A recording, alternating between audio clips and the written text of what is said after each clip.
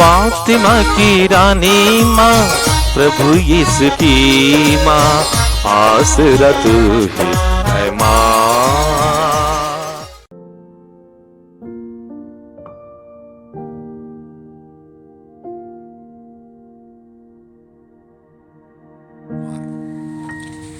पहला पाठ निर्गमन ग्रंथ अध्याय 32 पद संख्याएं 15 से 24, 30 से 34 तक। मूसा नियम की दोनों पाटियां हाथ में लिए पर्वत से उतर कर लौटा। पाटियों पर सामने और पीछे दोनों ओर लेख अंकित थे। वे पाटियां ईश्वर की बनाई हुई थी और उन पर जो लिपि अंकित थी वह ईश्वर की अपनी लिपि थी। यहोशुआ ने लोगों का कोलाहल सुनकर मूसा से कहा, शिविर में से लड़ाई जैसी आवाज आ रही है। उसने उत्तर दिया, यह न तो विजेताओं का उल्लास है और न पराजितों का विलाप। मैं तो गाने की आवाज सुन रहा हूँ। शिविर के पास पहुंचकर मूसा ने बछड़े की प्रतिमा और लोगों का नृत्य देखा।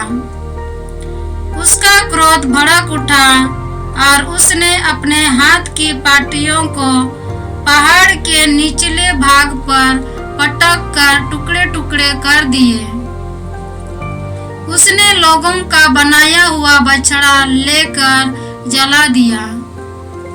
उसने उसकी राख पीसकर चूर चूर कर डाली और उसे पानी में छिड़क कर इस्राएलियों को पिला दिया। तब मूसा ने हारून से पूछा, इन लोगों ने तुम्हारे साथ कौन सा अन्याय किया जो तुमने इन्हें घोर पाप में डाल दिया है? हारून ने उत्तर दिया, महोदय, आप क्रोध ना करें। आप जानते ही हैं कि इन लोगों का झुकाव पाप की ओर है। इन्होंने मुझसे कहा, हमारे लिए एक ऐसा देवता बनाइए जो हमारे आगे आगे चले, क्योंकि हम नहीं जानते कि जो मनुष्य हमको मिस्र से निकाल लाया उस मूसा का क्या हुआ। तब मैंने इनसे कहा, जिसके पास सोने के आभूषण हो वे उन्हें उतार कर ला दे। उन्होंने मुझे सोना ला दिया। मैंने उसे आग में डाला और इस प्रकार यह बछड़ा बन गया। दूसरे दिन मूसा ने इस्राएलियों से कहा, तुम लोगों ने घोर पाप किया है। मैं अब पर्वत पर प्रभु के पास जा रहा हूँ। यदि हो सका तो मैं तुम्हारे पाप का प्रायश्चित करूँगा। मूसा ने प्रभु के पास आकर कहा, हाय, इन लोगों ने घोर पाप किया है। इन्होंने अपने लिए सोने का देवता बनाया है। ओह, यदि तू इन्हें क्षमा कर दे, नहीं तो मेरा नाम अपनी लिखी हुई पुस्तक से निकाल दे। प्रभु ने उत्तर दिया, जिसने मेरे विरुद्ध पाप किया है उसी को मैं अपनी पुस्तक से निकाल दूंगा।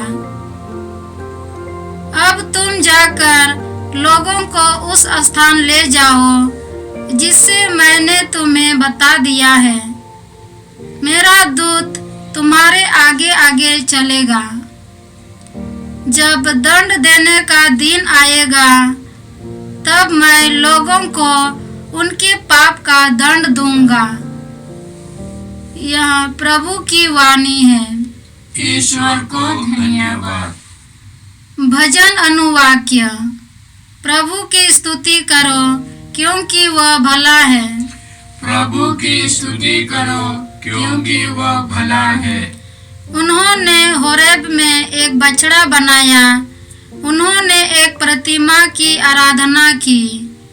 उन्होंने अपने महिमामय ईश्वर के बदले घास खाने वाले बैल की प्रतिमा की शरण ली। अनुवाक्य: प्रभु की स्तुति करो, क्योंकि वह भला है। प्रभु की स्तुति करो, क्योंकि वह भला है। उन्होंने अपने मुक्तिदाता ईश्वर को भुला दिया, जिसने मिस्र देश में अपूर्व कार्य किए, हम देश में महान चमत्कार दिखाए और उनके शत्रुओं को लाल समुद्र में मारा था। अनुवाक्य: प्रभु की स्तुति करो, क्योंकि वह भला है। प्रभु की स्तुति करो, क्योंकि वह भला है। वह उनका सर्वनाश करने की सोच रहा था, किंतु उसका कृपा पात्र मूसा बीच में आया। मूसा ने उनके लिए प्रार्थना की और ईश्वर ने उस पर से अपना क्रोध हटा लिया। अनुवाक्य: प्रभु की स्तुति करो, क्योंकि वह भला है। प्रभु की स्तुति करो, क्योंकि वह भला है। जय घोष हालेलुया। पिता ने अपने ही इच्छा से सत्य की शिक्षा द्वारा हमको जीवन प्रदान किया, जिससे हम एक प्रकार से उसकी सृष्टि के प्रथम फल बन जाए। हालेलुया। प्रभु आप लोगों के साथ हो और आपकी आत्मा के साथ। संत मत्ती के अनुसार पवित्र सुसमाचार। हे प्रभु, तेरी महिमा हो। अध्याय 13 पद संख्याएं 31 से 35 तक। यीशु ने लोगों के सामने एक और दृष्टांत प्रस्तुत किया। स्वर्ग का राज्य दाई के दाने के सदृश है, जिसे एक मनुष्य ने लिया और अपने खेत में बोया। यह तो सब बीजों से छोटा है, परंतु बढ़कर 100 पौधों से बड़ा हो जाता है और ऐसा पेड़ बनता है कि आकाश के पंछी आकर उसकी डालियों में बसेरा करते हैं। यीशु ने उन्हें एक और दृष्टांत सुनाया। स्वर्ग का राज्य उस खमीर के सदृश है, जिसे एक स्त्री ने लेकर 3 पसेरी आटे में मिला दिया और सारा आटा खमीरा हो गया। यीशु दृष्टांतों में ही ये सब बातें लोगों को समझाते थे। बिना दृष्टांत के वह उनसे कुछ नहीं कहते थे, जिससे नबी का यह कथन पूरा हो जाए, मैं दृष्टांतों में बोलूंगा। पृथ्वी के आरंभ से जो गुप्त रहा, उसे मैं प्रकट करूंगा। प्रभु का सुसमाचार। हे क्रिस्त, तेरी स्तुति हो। यीशु क्रिस्त में प्रिय भाई और बहनों, आज के पहले पाठ में हम लोगों ने सुना कि मूसा पर्वत पर से नीचे उतरा और अपने लोगों के पास आया। उसके हाथ में 2 पाटियां थी। उन पाटियों को ईश्वर ने बनाया था। ईश्वर ने अपने हाथ से लिखकर 10 नियम दिए थे। बड़ी खुशी से मूसा पर्वत पर से उतरकर अपने लोगों के पास आया, तो उसने देखा कि लोग नाच रहे हैं, गा रहे हैं। बछड़े को साथ रहकर वे उस मूर्ति की पूजा कर रहे हैं। मूसा बहुत नाराज हो गया और उसने उन पाटियों को पहाड़ के नीचे पटक दिया, चूर चूर कर दिया। उस बछड़े की मूर्ति को आग में जलाकर राख कर दिया, चूर चूर कर पानी में मिलाकर उन लोगों को पिलाया। उनको सुधारने का प्रयास है। दूसरे दिन लोगों से कहता है, मूसा कहता है कि तुम लोगों ने पाप किया है, तुम लोगों ने घोर पाप किया है। मैं अब पर्वत पर प्रभु के पास जा रहा हूँ। यदि हो सका तो मैं तुम्हारे पाप का प्रायश्चित करूँगा। मूसा ने प्रभु के पास आकर कहा, हाय, इन लोगों ने घोर पाप किया है। इन्होंने अपने लिए सोने का देवता बनाया है। ओह, यदि तू इन्हें क्षमा कर दे, नहीं तो मेरा नाम अपनी लिखी हुई पुस्तक से निकाल दे। तो हम देखते हैं एक महान नेता जो अपने लोगों को सही रास्ते पर ले चलना चाहता है, उनको सुधारना चाहता है, उनके लिए मध्यस्थ करता है। एक महान नेता, और वह लेवी गोत्र का है, पुरोहित वर्ग का है। अब वो नबी के रूप में, नेता के रूप में प्रयास करता है। तो मूसा से हम लोग बहुत कुछ सीख सकते हैं। मूसा के बारे में गणना ग्रंथ अध्याय 12 में लिखा है कि वह संसार भर के सभी लोगों में सबसे विनम्र व्यक्ति था। आज के भजन अनुवाक्य में स्तोत्र 106 पद संख्या 19 से हम लोग इस प्रकार पढ़ते हैं, उन्होंने यानी इसराइलियों ने होरेब में एक बछड़ा गढ़ा और धातु की मूर्ति को दंडवत किया। उन्होंने अपने महिमा में ईश्वर के बदले घास खाने वाले बैल की प्रतिमा की शरण ली। उन्होंने अपने मुक्तिदाता ईश्वर को भुला दिया। इस्राएलियों ने अपने ईश्वर को छोड़ दिया, भुला दिया, जिसने मिस्र देश में महान कार्य किए थे, हाम देश में चमत्कार दिखाए थे और लाल समुद्र के पास आतंक फैलाया था। वह उनका सर्वनाश करने की सोच रहा था, किंतु उसके कृपा पात्र मूसा बीच में आए और ईश्वर ने उन पर से अपना विनाशकारी क्रोध हटा लिया। तो मूसा एक मध्यस्थ बना है। मनुष्य और ईश्वर के बीच में वह मध्यस्थ है, जिसके चलते वह सबों के हित के लिए ईश्वर और मनुष्य को एक साथ करने के लिए वह प्रयास करता है। तो आज के संदर्भ में भी हम देखते हैं कि ऐसे एक मध्यस्थ, एक महान नेता या अनेक नेताओं की जरूरत होती है। मूसा के बाद हम देखते हैं इस्राएल में राजा दाऊद एक महान नेता था, महान राजा। वह कुशल कवि था और गायक मंडली को सब लगाकर पूजा पाठ में, मंदिर में हमेशा प्रार्थना चलाता था, पूरे इस्राएल को संभालता था। आज भी मूसा के समान महान नेता चाहिए। हम देखते हैं बहुत सारे राष्ट्रों में जो नेता है वे सब स्वार्थी हैं। धर्म के नेता हो, राष्ट्रों के नेता हो या विज्ञान के नेता हो, वे सब मूसा के समान नहीं है।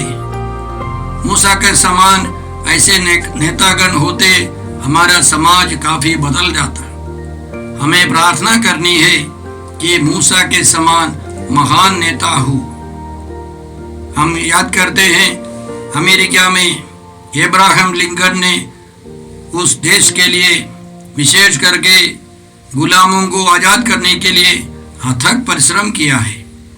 ऐसे समय समय पर ईश्वर महान नेताओं को भेजे।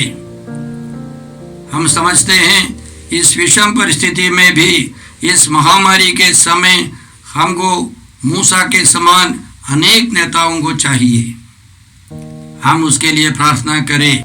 आज के पहले पाठ में दूसरा एक विषय है, वह हारून और उनके साथी लोगों की भूमिका है।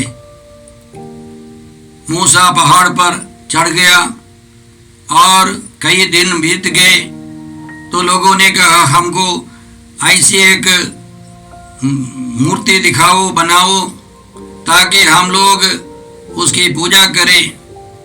ईश्वर के सानिध्य में, ईश्वर के सानिध्य के लिए एक मूर्ति चाहिए। हारून ने लोगों की बात सुनकर सोना सब बटोर कर गला कर एक बैल की, एक बछड़े की मूर्ति बनाई। लोग उस मूर्ति की पूजा करने लगे, कहने लगे यही है हमारा ईश्वर, इसी ने हमको गुलामी से मुक्त किया है, लाल सागर से हमको बचाया है।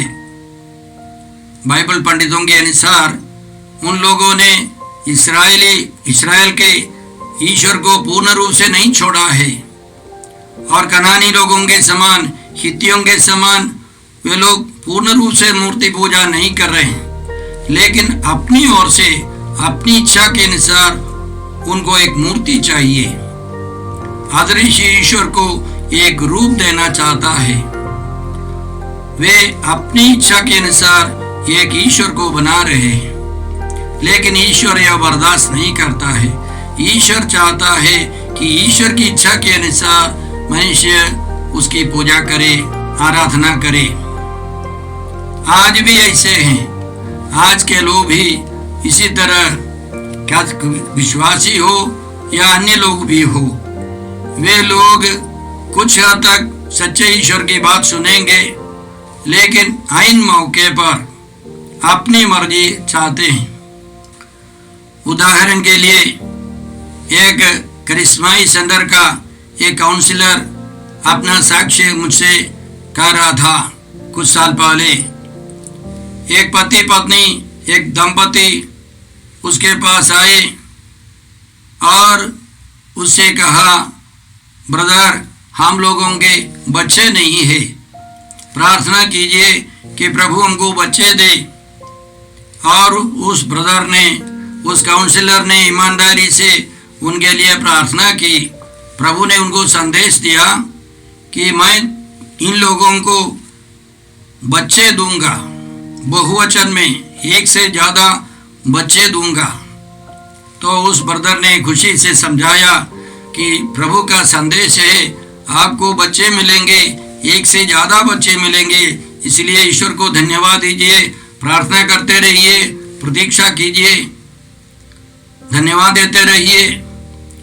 कुछ महीनों के बाद वे लोग खुशी से आकर कहते हैं कि हमारे उस पत्नी के, उस महिला के गर्भाशय में 5 बच्चे हैं। साथ साथ उनको डर है क्या करेंगे, और उन्होंने कई डॉक्टरों को दिखाया, पूछा तो डॉक्टर लोगों ने कहा देखिए 5 बच्चे अच्छे नहीं है, 3 बच्चों को हम लोग बर्बाद करते हैं, नष्ट करते हैं, ताकि 2 बच्चे अच्छी तरह बढ़ सके गर्भाशय में। और उन्होंने आकर के इस ब्रदर से फिर पूछा कि हम क्या करेंगे। उस ब्रदर ने समझाया, देखिए ईश्वर ने आपको 5 बच्चे दिए हैं, अपने वाणी के अनुसार, अपने प्रतिज्ञा के अनुसार ईश्वर को धन्यवाद दीजिए, उन बच्चों को बर्बाद मत कीजिए, ईश्वर संभालेगा। और कुछ महीनों के अंदर, कुछ सप्ताह के अंदर वे लोग दौड़ के आए और उस ब्रदर के पैरों पर दोनों गिरकर रोने लगे। और उसने पूछा क्या हो गया, बात क्या है। उन्होंने कहा देखिए ब्रदर, हम लोगों ने एक डॉक्टर की बात मानकर 3 बच्चों को बर्बाद किया ताकि 2 अच्छी तरह बढ़ सके, और उसके बाद वो बाकी दोनों माने 5 खत्म हो गए। अब हमारे पास कोई बच्चे नहीं है। तो ब्रदर ने कहा मैंने आपको बताया था, ईश्वर का संदेश था, उन बच्चों को बर्बाद नहीं करना, संभालने वाला ईश्वर है, फिर भी क्या करे, मैं प्रार्थना करूंगा। उस ब्रदर ने आश्वासन दिया और उस ब्रदर का कहना है अभी तक उनको फिर बच्चे नहीं मिले और वे लोग अफसोस कर रहे हैं। ईश्वर ने उनको 5 बच्चे दिए और मनुष्य की बुद्धि अपनी मर्जी से उन 3 बच्चों को हटा दिया और अंतिम में 5 मर गए। मैं बहुत भारी एक साक्ष्य दे रहा हूँ। इसी तरह हमारे जीवन में भी बहुत सारे लोग कुछ हद तक ईश्वर की बात मानेंगे और बाकी सब अपनी मर्जी। हमारे सेंटर में भी कई लोग आते हैं चंगाई प्रार्थना के लिए। चंगे हो जाने के बाद खुशी खुशी लोग जाते हैं। कुछ महीनों के बाद या कुछ दिनों के बाद दूसरी एक बीमारी आती है तो वे लोग सीधे डॉक्टर के पास जाते हैं। हजारों रुपया खर्च करने के बाद हार कर वे लोग फिर लौट आते हैं। गलती हो गई फादर, हम लोगों ने बहुत पैसे बर्बाद कर दिए। मनुष्य की प्रवृत्ति ऐसा है। हमें ईश्वर चाहता है कि हम लोग बराबर ईश्वर की इच्छा के अनुसार जीवन बिताए। जब मूसा कुछ दिन के लिए बाहर थे, पहाड़ के ऊपर थे, तो लोग उसी दरमियान एक मूर्ति चाहते। ईश्वर उस समय मूर्ति देने वाला नहीं है।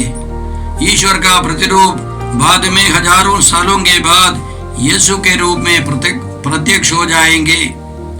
तो ईश्वर का कहना है अभी बर्दाश्त करो। यीशु आकर कहते हैं जिसने मुझे देखा है उसने पिता को भी देखा है।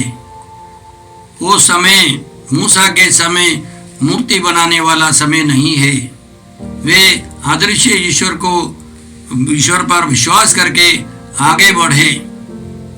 यह ईश्वर चाहते थे। हम लोग प्रार्थना करते हैं कि हम सब मूसा के समान दूसरों के लिए मध्यस्थ प्रार्थना करें।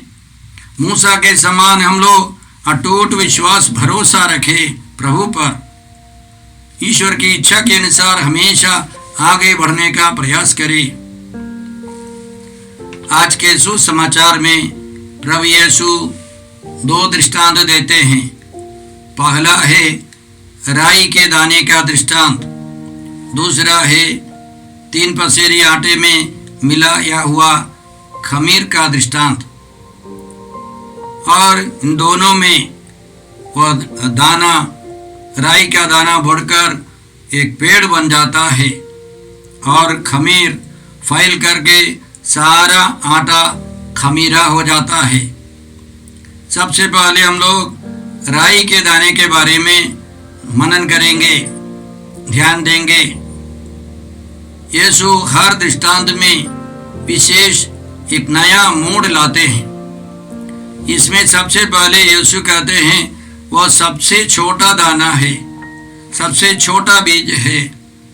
वास्तव में राई का दाना जो इस्राएल में, यरूशलेम में या इस्राएल में जो राई है वह सबसे छोटा दाना नहीं है और वह साधारण एक पौधा है जो अक्सर किसान लोग नहीं चाहते। वह बढ़ते बढ़ते करीब 10 फीट का एक बड़ा पौधा बन जाता है, पेड़ नहीं है। लेकिन यीशु कहते हैं कि वह ऐसा बड़ा पेड़ बन जाता है, उसमें चारों तरफ से चिड़िया आकर बसेरा करती हैं। कहने का मतलब क्या है? सबसे पहले ईश्वर का राज्य बहुत नगण्य रूप से शुरू होता है। यीशु को देखें, नासरत में गलीलिया में रहने वाले एक बढ़ई है, एक नगण्य व्यक्ति, और किसी ने सोचा नहीं है कि यह ईश्वर का पुत्र है, यह इस्राएल का राजा है या यह मुक्तिदाता है। किसी को मालूम नहीं था। शायद यीशु की माँ या यूसुफ ऐसे चंद लोगों के अलावा किसी को मालूम नहीं है। और वह स्वर्गराज्य उनसे शुरू होकर, वो नगण्य व्यक्ति से शुरू होकर सारे संसार में फैल जाता है। दूसरा है, जब कभी पुराने अवस्थान में पेड़ की सब बातें होती है, वह ईश्वर के राज्य के बारे में है।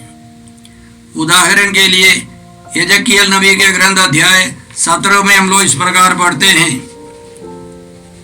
प्रभु ईश्वर यह कहता है, मैं देवदार की फुनगी से, उसकी ऊंची ऊंची शाखाओं से एक टहनी काटूंगा। उसे मैं स्वयं एक ऊंचे पहाड़ पर लगाऊंगा। उसे मैं इस्राएल के ऊंचे पहाड़ पर लगाऊंगा। उसमें डालियां निकल आएंगी। वह फल उत्पन्न करेगा और एक शानदार देवदार बन जाएगा। नाना प्रकार के पक्षी उसके नीचे आ जाएंगे। वे उसकी डालियों की छाया में बसेरा करेंगे। तो जब यीशु ने यह दृष्टांत सुनाया, सुनने वाले यहूदी समझ गए कि यीशु किसके बारे में बोल रहे हैं। ईश्वर का राज्य एक राई के दाने के समान है, लेकिन वो बढ़ते बढ़ते, जैसे यजकियेल नबी ने कहा, उसी तरह एक बहुत बड़ा राज्य, स्वर्ग राज्य बड़ा हो जाएगा। उसमें तरह तरह के लोग, न केवल इस्राएली लोग, न केवल यहूदी, बल्कि पूरा पश्चिम, उत्तर और दक्षिण से तरह तरह के लोग, गैर यहूदी लोग आकर बसेरा करेंगे। यह कितने सच है। जब यीशु ने शुरू किया अपना प्रचार प्रसार, उनके पास कुछ लोग थे। उनमें से यीशु ने केवल 12 को अपने शिष्यों के रूप में चुना था। मुख्य रहस्यों को समझाने के लिए केवल यीशु ने अपने साथ 3 जन को लिए। और जब यीशु क्रूस पर मर रहे थे, केवल एक शिष्य संत योहन उनके साथ था। पुनरुत्थान देखने के लिए कोई नहीं था। फिर भी पहले पेंतकोस्त के पहले दिन, प्रथम दिन 3000 लोग यीशु में विश्वास करने लगे। उन्होंने बपतिस्मा ग्रहण किया। तब से आज तक यीशु के शिष्यों की संख्या बढ़ती जा रही है। अब करीब 200 करोड़ लोग प्रभु यीशु में विश्वास करते हैं। करीब 120 करोड़ लोग कैथोलिक चर्च में प्रभु यीशु के विश्वास में जीवन बिताते हैं। इसी तरह ईश्वर का राज धीरे धीरे लेकिन जरूर फैलता जाएगा। हमारी प्रार्थना है, हमारा प्रयास होना है कि वह और बढ़ता जाए। यह स्वर्ग राज्य, यह पेड़ और बढ़ता जाए। उसी तरह वो खमीर जो है, 3 पसेरी आटे में वो खमीर फैलता जाता है, सारा आटा उससे प्रभावित हो जाता है। इसी तरह यीशु चाहते हैं कि स्वर्ग राज्य में रहने वाले शैतान के राज्य में रहने वालों पर प्रभाव डाले, वो धीरे धीरे फैलता जाए, वे सब ईश्वर के राज्य में आ जाए। और अंत में हम लोगों ने सुना कि दृष्टांत के बिना यीशु ने कुछ नहीं समझाया। यीशु कहते हैं कि ईश्वर का वचन कहता है, मैं दृष्टांतों में बोलूंगा। पृथ्वी के आरंभ से जो गुप्त रहा उसे मैं प्रकट करूंगा। तो भाई और बहनों, हमारे जीवन में न केवल यीशु के जो दृष्टांत वचन के द्वारा हमारे जीवन में जो घटनाएं घटती है, या यीशु के जीवन की अधिकांश घटनाएं दृष्टांत है। यीशु ने एक अंजीर के पेड़ को श्राप दिया, वह जड़ से सूख गया। उसी तरह हमारे जीवन में भी यह महामारी भी एक दृष्टांत के रूप में समझे। या जैसे हम लोगों ने सुना, इस्राएली लोग पहाड़ के नीचे हैं, मूसा ईश्वर से बातें कर रहा है। उस समय उनको ईश्वर को धन्यवाद देना था। वे बछड़े बनाकर सच्चे ईश्वर को छोड़कर मूर्ति के पीछे जा रहे हैं। उसी तरह बहुत सारे लोग जब दैनिक जीवन में संकट समस्या आती है, ईश्वर का हाथ पहचानने में, ईश्वर के कृपा को पहचानने में असमर्थ हो जाते हैं। हमें समझना है यह हमारे लिए एक दृष्टांत है। जैसे यीशु ने उस मंदिर को साफ कर दिया, प्रभु हमारे जीवन में महान कार्य करने वाले हैं। तो हमें क्या करना है? संत पौलुस तस्सलुनीकियों का नाम पहला पत्र अध्याय 5 में, प्रसंगियाएं 16, 17, 18 में छोटे छोटे वचनों में हमको समझाया है, आप लोग हमेशा प्रसन्न रहें, निरंतर प्रार्थना करें, हर बात में हर परिस्थिति में ईश्वर को धन्यवाद दे। यह ईश्वर की इच्छा है, प्रभु यीशु ने प्रकट किया है। तो हम लोग आज के पाठों के लिए धन्यवाद देकर प्रार्थना करते हैं कि हम इस्राएलियों के समान नहीं बने, जिन्होंने अपने लिए मूर्ति बनाई। हम मूसा के समान प्रभु के साथ रहे, प्रभु में अटूट विश्वास रखें। हम प्रयास करें कि वो स्वर्गराज, वो राई का दाना बढ़ते जाए, सबसे बड़ा पेड़ बन जाए। पूरब और पश्चिम, उत्तर और दक्षिण से लोग उसमें आकर बसेरा करें। 26 जुलाई को हम लोग माता मरियम के माता पिता संत जोआखिम और अन्ना को याद करते हैं। जोआखिम नाम का मतलब है ईश्वर बचाता है और अन्ना नाम का मतलब है कृपा। परंपरा के अनुसार उनके बच्चे नहीं थे, उन्होंने बहुत सालों तक तपस्या कर प्रार्थना की, तब ईश्वर ने उनको एक सुंदर पुत्री माता मरियम को दिया। उन्होंने माता मरियम को अच्छा प्रशिक्षण दिया और माता मरियम ने अपने पुत्र यीशु को भी वही सिखाया। ये जोआखिम और अन्ना हमारे लिए आदर्श पुरुष हैं, परिवार वालों के लिए विशेष रूप से आदर्श हैं। हम उनके द्वारा प्रार्थना करते हैं कि जैसे हम लोगों ने आज के पाठों में सुना कि ईश्वर के राज्य के लिए हमें प्रयास करना है। हम मूसा के समान प्रभु पर अटूट विश्वास रखें, प्रभु के प्रति ईमानदार रहें, प्रभु के राज्य के विस्तार के लिए हम लोग परिश्रम करें। हे पिता ईश्वर, हे प्रभु यीशु, हे पवित्र आत्मा ईश्वर, आज के पवित्र वचनों के लिए हम धन्यवाद देकर प्रार्थना करते हैं कि हम सब मूसा के समान तेरे प्रति ईमानदार रहें, उत्साही रहें, सुसमाचार के प्रचार द्वारा तेरे राज्य का विस्तार हो। हम यह प्रार्थना करते हैं प्रभु क्रिस्त के द्वारा। हमारे प्रभु यीशु क्रिस्त की कृपा, ईश्वर का प्रेम और पवित्र आत्मा का साहचर्य आप सबों को प्राप्त हो। आमीन। जय यीशु क्रिस्त में प्रिय भाई और बहनों, प्रभु यीशु ने हमें आदेश दिया है संसार के कोने कोने में जाकर सारी सृष्टि को सुसमाचार सुनाओ। सुसमाचार सुनने के लिए और सुनाने के लिए एक अच्छा मौका है।